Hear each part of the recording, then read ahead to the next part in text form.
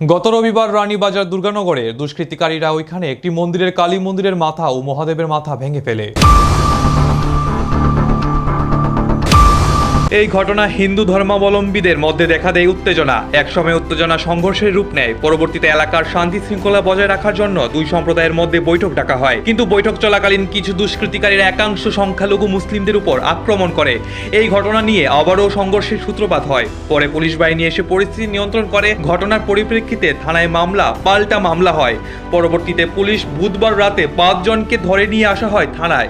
ধৃতরা সবাই হিন্দু হওয়ায় আবারও এই এলাকায় উত্তেজনা দেখা দেয়। এই ঘটনায় বৃহস্পতিবার সকাল থেকে স্থানীয় এলাকায় হিন্দু ধর্মাবলীরা উত্তেজিত হয়ে একযোগে আসাম আগরতলা জাতীয় সড়কের রানীবাজার রাস্তা অবরোধ করে।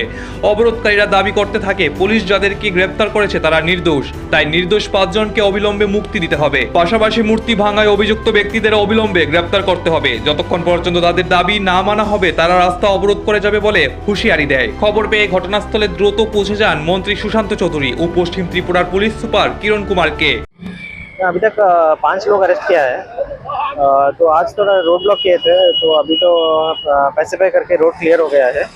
अभी सिचुएशन कंट्रोल में है। इसमें और भी लीगल एक्शन होगा अभी। अभी कितने लोग थे इन घटना में और अभी कितने लोग अरेस्ट हुआ? नहीं, कितना लोग नहीं, अभी हमारे पास जो इन्फॉर्मेशन मिल रहा है हम लोग एक्शन कर रहे हैं। अभी तक 5 लोगों के खिलाफ ऐसा आया तो इमीडिएटली हमने अरेस्ट किया है। क्या धारा लगा है? धारा तो ये डिटेल आपको तो टेक्निकल है, मैं दे दूंगा। सर और एक बात कहना था, वो जो काली आइडल का वेंडलेट हुआ है इसके अगेंस्ट इसको हेल्प किया गया? हाँ, हो जाएगा, वो भी हम लोग पूरा इंटेलिजेंस कलेक्शन करके जो जो इन्वॉल्व है हमारे पास है, लिस्ट है, इन्वेस्टिगेशन जारी है और भी लीगल एक्शन।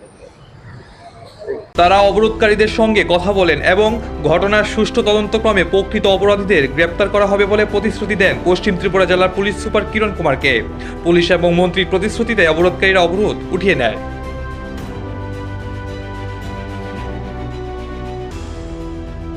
নিজস্ব প্রতিনিধি রিপোর্ট, এশিয়ান টাইমস।